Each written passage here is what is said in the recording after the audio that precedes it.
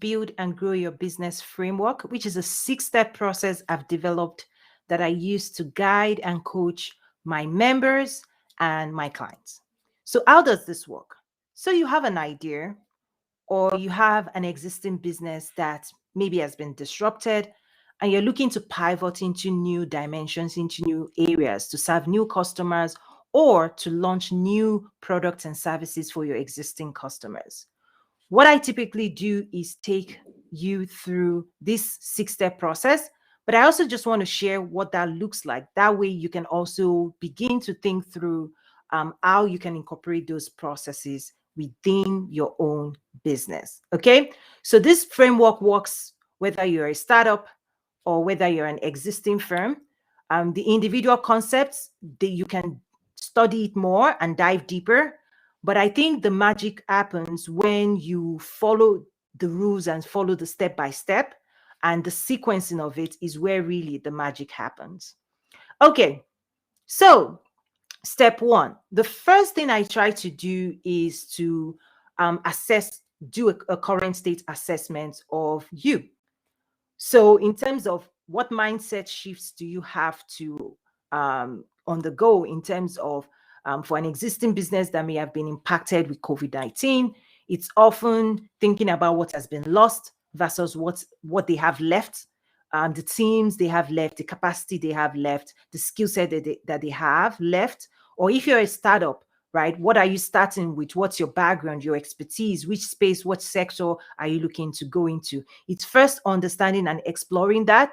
And one way I really even dive deeper is to complete like what we call the SWOT, the strength, weakness, opportunity, threat assessment of the business leader. We dive deeper into that because one thing that really comes to the surface is what is your strengths? What are your strengths that you can lead with?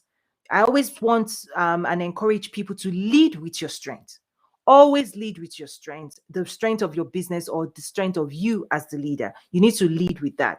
Now, when you also do the mapping of the SWOT, when I do that mapping with you, we also then want to understand what are the weak spots within your team or within you as the business owner.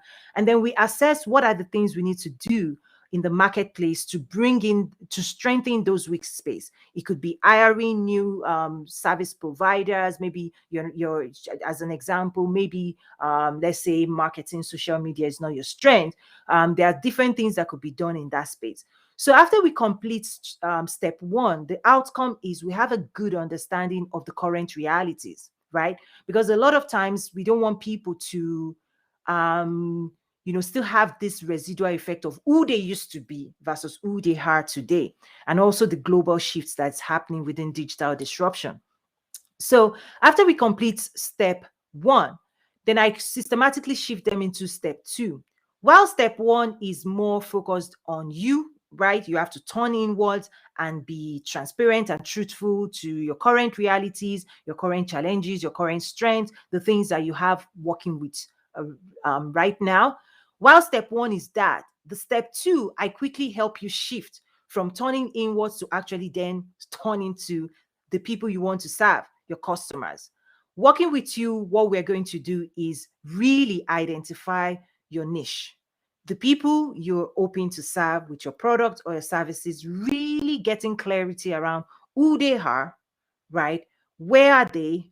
What are their aspirations and what are their pain points? So, step two is gaining clarity and designing around this idea of a pool of people, a niche that your product and service would serve. And we also need to gain clarity in terms of the experiences and the realities of those group of people. And we go in deep dive, very specific, and we try to understand their pain points and their aspiration within the context of the sector and what it is you're trying to do for them. And then we move into step three, right? To do step two very well, we talk about applying empathy, thinking through and seeing through the eyes of your clients, potential customers, like really, really getting a grasp and understanding who they are and how they think and what it is they're trying to solve for.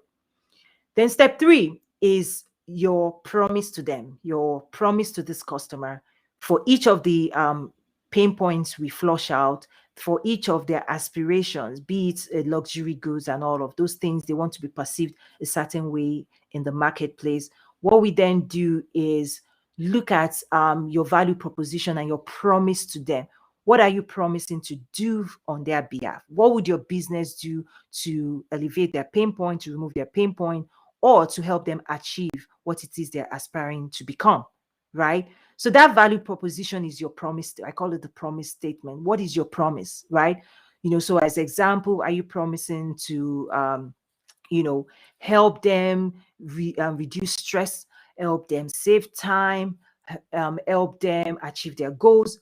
Being able to capture those services. And the way we do this, there's a mapping involved between step 2 and step 3, where it could be a one-to-one mapping or a one-to-many, meaning for every customer profile that we identify, for each pain point that we flush out, that pain point, we may make 1 or 2 promises to help address that pain point. It could be one-to-one, or it could be one-to-many, or even we could collapse several pain points that could be resolved by one product or one service that we're bringing into the marketplace.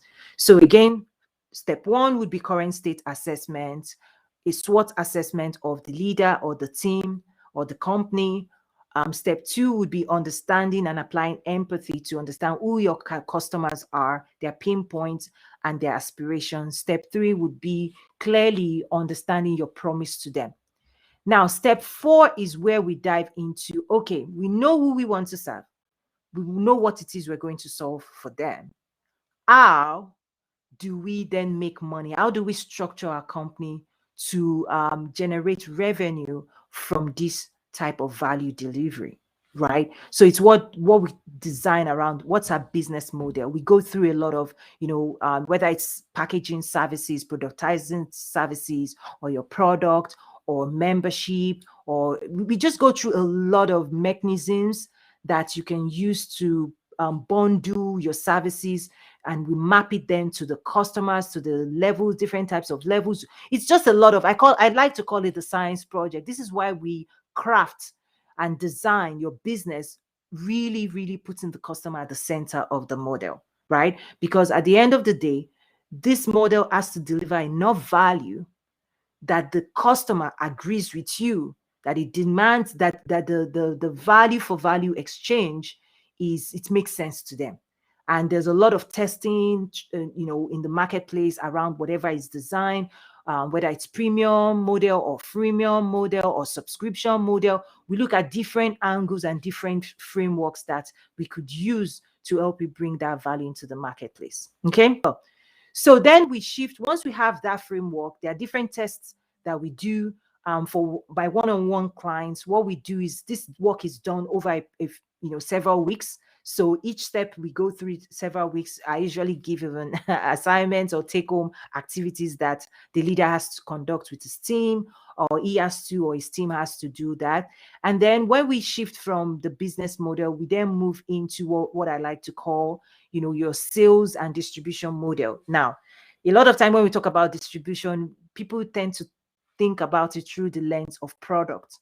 But what we've introduced through the lens of distribution and service is also looking at the strategic partnership network that you may need to design around your company that will help you accelerate your ability to market, distribute your products, to reach those customers, because the identity of the customers you want to serve that we flushed out in step 1 would help us understand who they are, where they are. And if you find out that some of your potential customers actually see other entities in your network as leaders, they will likely listen to other people. That's where there's an opportunity to establish strategic partnerships, right? Mutually strategic partnership. And that's something that we've written about in terms of my own personal philosophies of how to design winning partnerships. Like I usually say, give more than you take. So yes, so we go into the sales and distribution model, we design it, we craft it for you.